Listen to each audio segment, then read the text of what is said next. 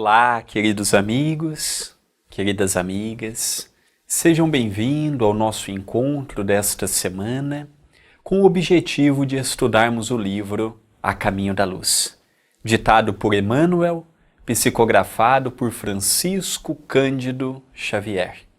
Que alegria tê-lo comigo em mais esta oportunidade, onde juntos vamos meditando, aprendendo e refletindo, sem qualquer nesga de prepotência.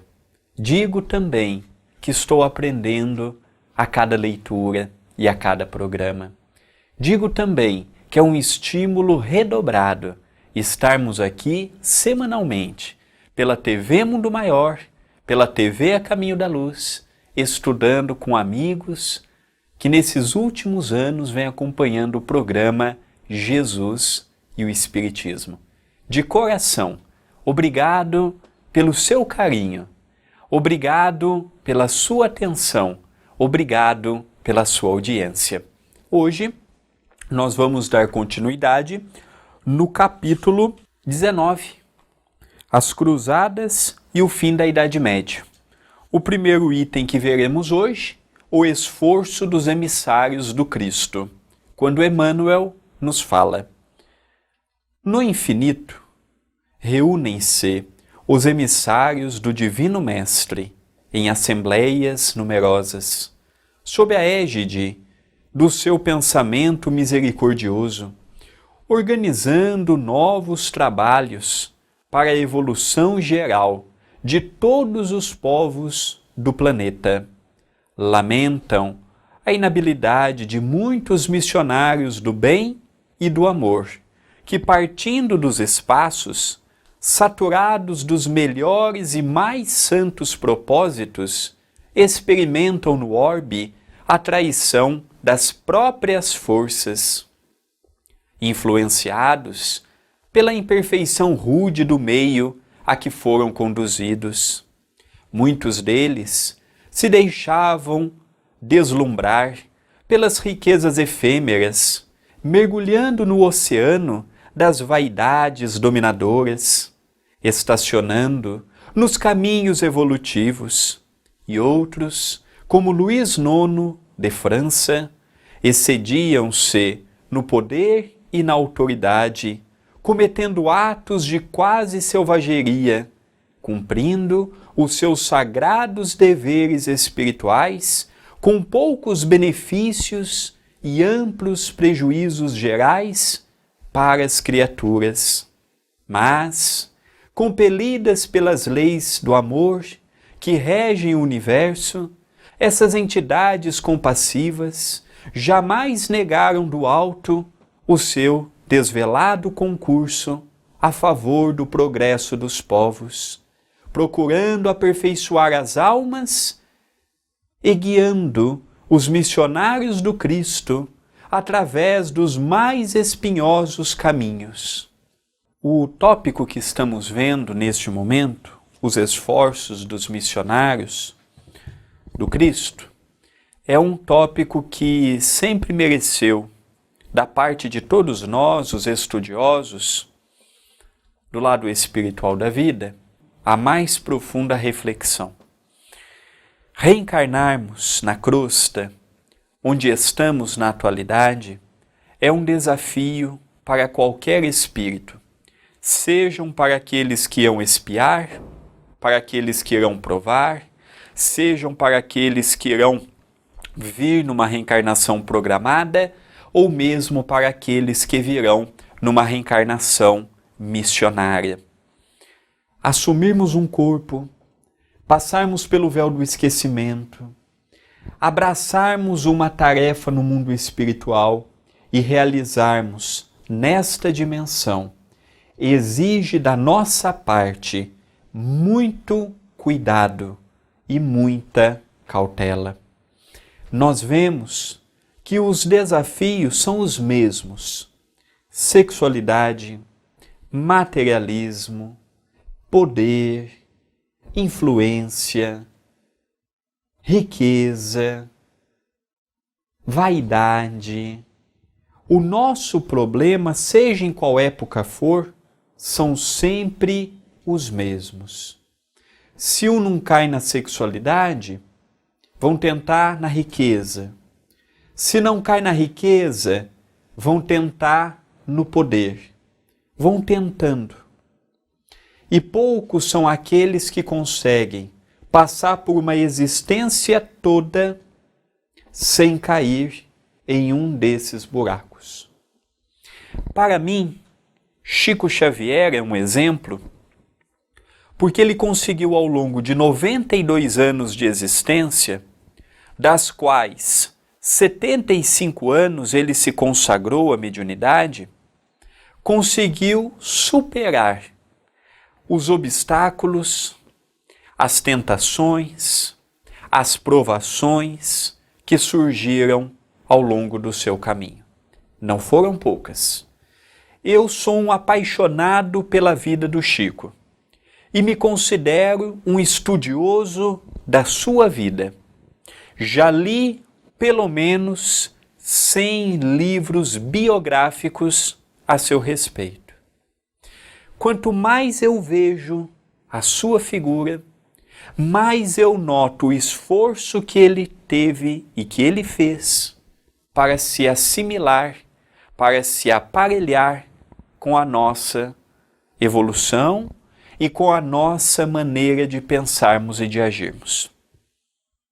Igual ele, temos Francisco de Assis, Vicente de Paulo, Santo Agostinho, Madre Teresa de Calcutá, Teresa d'Ávila e outros personagens do cristianismo, que nós poderíamos aqui declinar o nome, pela qual conseguiu com êxito, com louvor, chegar no mundo espiritual como verdadeiros representantes, como legítimos representantes da fraternidade universal.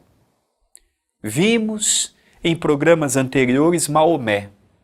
Veio de uma família simples, casou com uma mulher abastada, se enveredou para o materialismo, desviou todo o seu compromisso de levar os árabes à compreensão do cristianismo, da mensagem do Cristo, e hoje nós temos um Alcorão belicoso, palavras de Emmanuel, suscitando, fomentando pensamentos extremistas.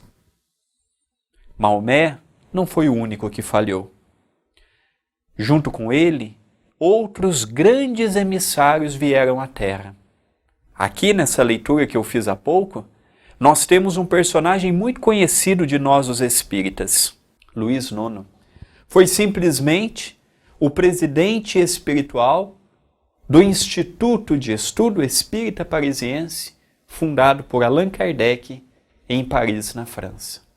Na sua época também, cometeu alguns equívocos que poderiam ser evitados. Seja em que posição estiver o missionário, seja em que posição estiver o trabalhador de Jesus, não é simples, não é fácil, não é reencarnou, já terá êxito. Todos os dias, eles, como nós, precisamos ter vigilância. Um pensamento que eu alimento, um sonho que eu alimento, um desejo que eu alimento, fora da realidade, pode me custar a existência toda. Na década de 1930, mais especialmente no ano de 1939, Emmanuel, pelas mãos de Chico Xavier, escreve um texto atemporal, que não foi para a sua época, foi para os dias atuais, falando sobre o carnaval. Todos os parágrafos são maravilhosos, mas há um deles que fixou em mim e serve como um alerta. Lá ele diz assim: 1 minuto impensado pode levar a criatura no carnaval a tomar determinadas resoluções que comprometa moralmente aquela existência com repercussões nas existências futuras. Esta frase não serve apenas para o carnaval. Esta frase serve para qualquer época e em qualquer momento. 1 minuto, 1 hora, 1 dia, alimentando determinadas companhias espirituais, dando determinados sims, dando determinados nãos, pode nos custar muito caro. E isso tem me mostrado um alerta. Estou muito longe de um Chico Xavier. Estou muito longe de um dos espíritos que eu declinei o nome, que tiveram êxito aqui na Terra. Mas algo eu trago comigo. Não posso, e creio que muitos pensam assim também, não podemos perder a nossa atual existência reencarnatória. Estamos passando por um dos momentos mais delicados desses últimos 2000 anos. Estamos passando por um momento em que não sabemos como será o nosso amanhã. Estamos passando por um momento oportuno e desafiador. Oportuno porque temos a oportunidade de aferirmos valores. Desafiadores porque nós temos visto a fome, o desemprego, os problemas sociais agigantando. Mas ao mesmo tempo, nós temos que aproveitar o dia. Mesmo passando por todas essas turbulências, mesmo a nossa família diretamente sendo envolvida nos ataques psicológicos desafiadores da atualidade, nós precisamos urgentemente compreendermos o que vem a ser a vida em sociedade. Nunca foi tão necessário compreender o que é a vida em sociedade quanto na atualidade. Esses grandes homens e essas grandes mulheres que com louvor retornaram ao mundo espiritual, eles tinham um ponto altamente positivo. Eles compreendiam com propriedade o que era viver em sociedade. O meu convite a você que me ouve, a você que me acompanha, a você que estuda comigo, é nós vermos o momento, o quadro e o desafio que nos chegam. É um desafio que não é dos mais agradáveis, mas é sim dos mais meritórios. Vejamos no exemplo desses grandes homens que muitos falharam, muitos deram abertura, muitos deram vazão a pensamentos e a espíritos negativos. É um alerta para nós, a não permitirmos que dentro da nossa realidade, dentro do nosso grau evolutivo, também nos deparemos com esta situação. Nós vamos para um rápido intervalo e já continuaremos o nosso estudo e a nossa reflexão.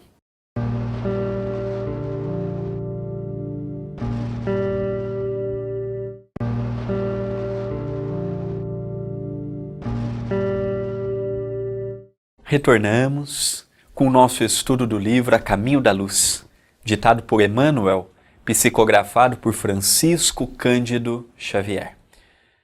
Se você que está me acompanhando tem a vontade de estudar desde o início, eu te convido a conhecer melhor a TV A Caminho da Luz. É um canal no YouTube em que você se inscreve no canal, habilita as notificações, fica por dentro das nossas novidades. Nós temos uma playlist dentro do nosso canal destinada ao estudo do livro A Caminho da Luz, desde o prefácio de Emmanuel até o vídeo atual. E eu te convido a estudar comigo desde o início este livro apaixonante. Hoje nós vamos ver neste segundo momento o segundo item proposto para o programa de hoje. Vimos há pouco o esforço dos emissários do Cristo, agora veremos pobreza intelectual. No século XIII, estava definitivamente instalado o governo real, desaparecendo as mais fortes expressões do feudalismo. Cada região europeia tratava de concatenar todos os elementos precisos à organização de sua unidade política. Mas a verdade é que os meios escassos de instrução não permitiam uma existência intelectual mais avançada. Então aqui nós já estamos no século XIII da nossa era, para que nós possamos nos situar no tempo e no espaço. Diz ele que aquele princípio e regime de feudalismo já havia perdido seu espaço e nós vivíamos agora a era monarca da Europa, os seus reinos com a sua monarquia. Nós vamos ver que aqui vão começando a surgir os países que hoje nós conhecemos na Europa, alguns mantendo os nomes que nós conhecemos e alguns que foram se modificando no decorrer natural da história. Nós percebemos também que nós vivíamos numa época em que a Igreja Católica tinha um poder muito grande.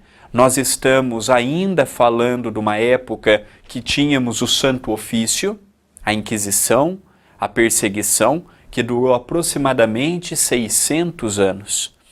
Então era uma época boa, por um lado, porque já começou a ter outros países saindo daquele sistema feudal, já começou o livre trânsito, a livre troca de um reino para com outro, o livre comércio, mas ao mesmo tempo nós passamos a ter uma época triste por dois motivos. Um deles, a perseguição da Igreja Católica, através dos padres, bispos, papas e inquisidores, contra as pessoas que viam, ouviam, sentiam os espíritos, contra todo livre pensador que em algum momento pensava contrário e agia contrário do que a igreja dizia, como por exemplo foi o caso de Galileu Galilei, quando ele disse que a Terra não era o centro do universo. Aquilo foi como se o mundo caísse sobre a sua cabeça.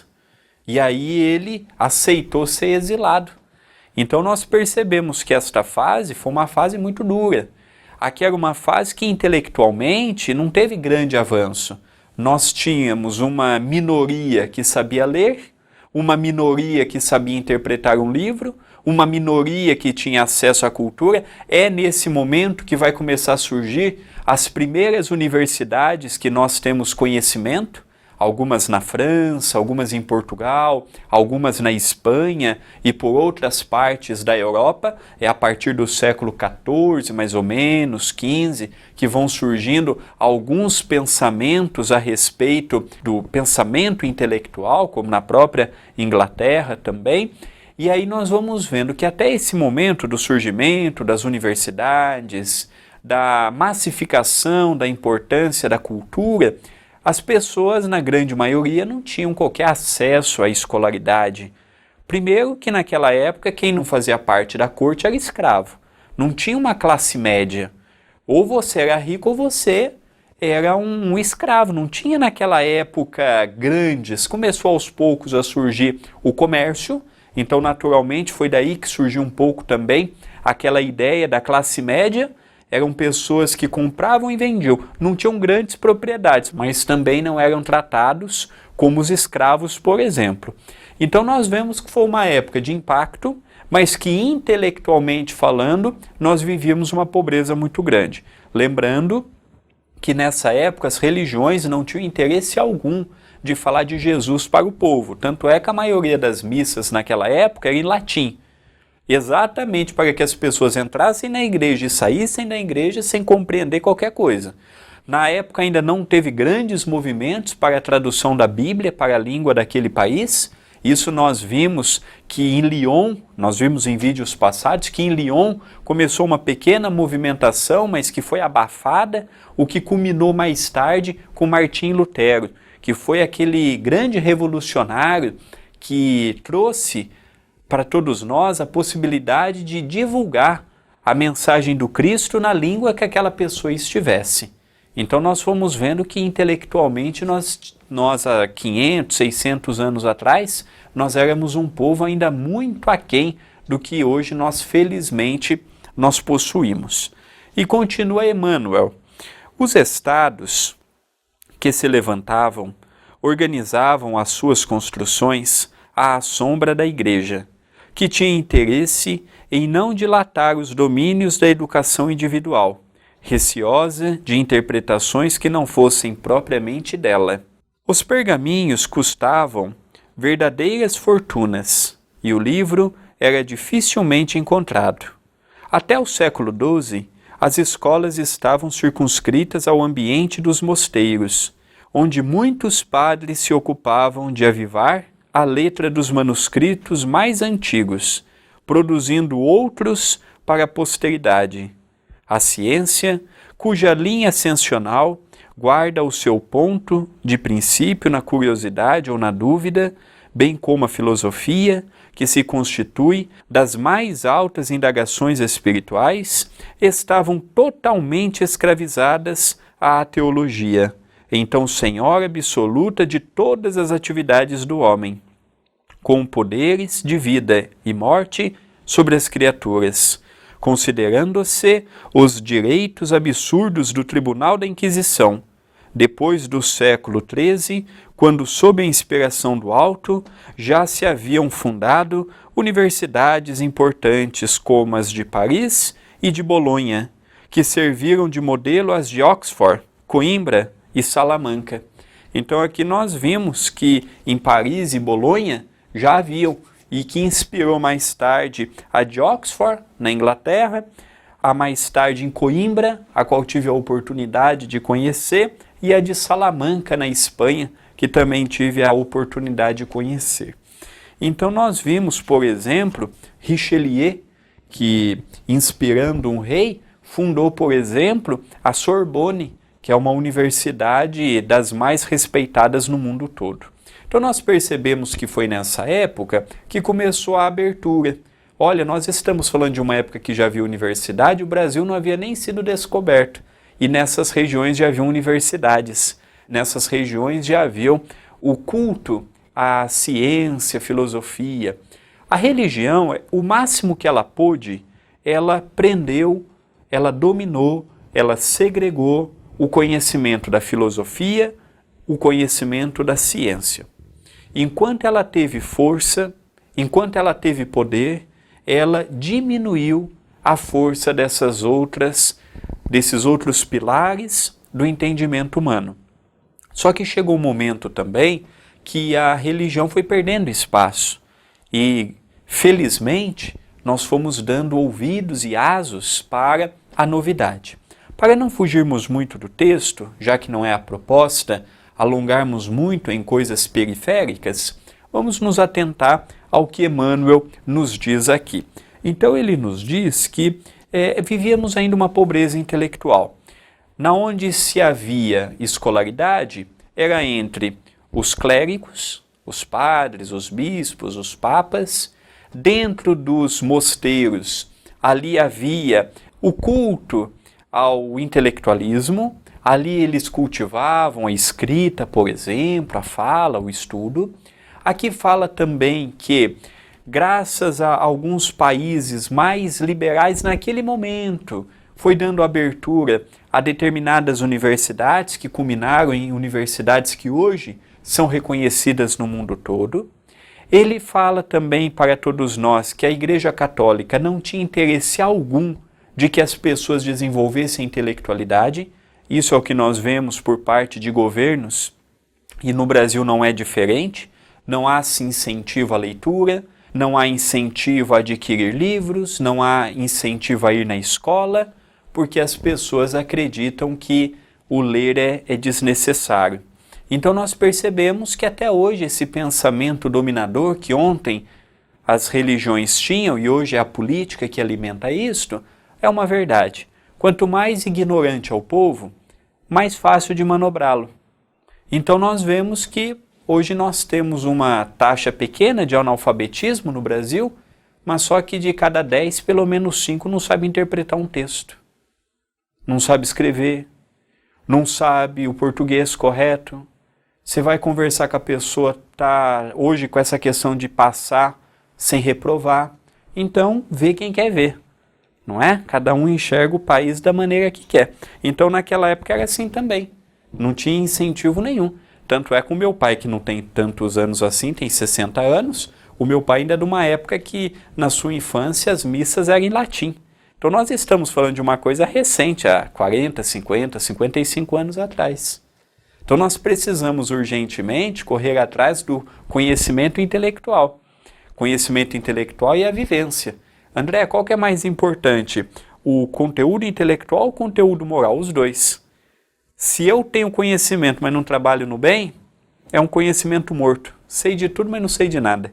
Se eu, ao mesmo tempo, deixo o conhecimento de lado e foco apenas e tão somente no trabalho assistencial, no trabalho com uma comunidade carente, eu esqueço muitas vezes de ver como ser a melhor forma de ajudar aquela pessoa, oriundo do conhecimento intelectual. Então é um casamento. Cada qual tem o seu quinhão de importância, culminando com uma atividade séria, culminando com um benefício para si próprio e, naturalmente, para as pessoas que estão ao nosso lado. Ao encerrarmos o vídeo de hoje, eu vou deixando aqui o nosso WhatsApp, 19 997782794. Vou também convidando as pessoas a se inscreverem no canal do YouTube da TV A Caminho da Luz e habilitando as notificações. E o canal da TV A Caminho da Luz tem um botão Seja Membro. É uma oportunidade que você tem de cooperar com as atividades do Centro Espírita Perdão, Amor e Caridade. Ao encerrar o programa de hoje, eu rogo a Jesus, o nosso divino amigo, o nosso divino mestre, que possa nos inspirar sempre a pegarmos exemplos como o que estamos vendo no estudo do livro A Caminho da Luz, e interiorizarmos, convidarmos a nossa realidade, pedirmos forças à transformação e seguirmos adiante, lembrando sempre que os momentos de alegria são estímulos a continuarmos adiante e que os momentos desafiadores são belíssimas escolas para desenvolvermos a renúncia, a paciência e o entendimento. Muita paz no coração de todos e até o próximo programa.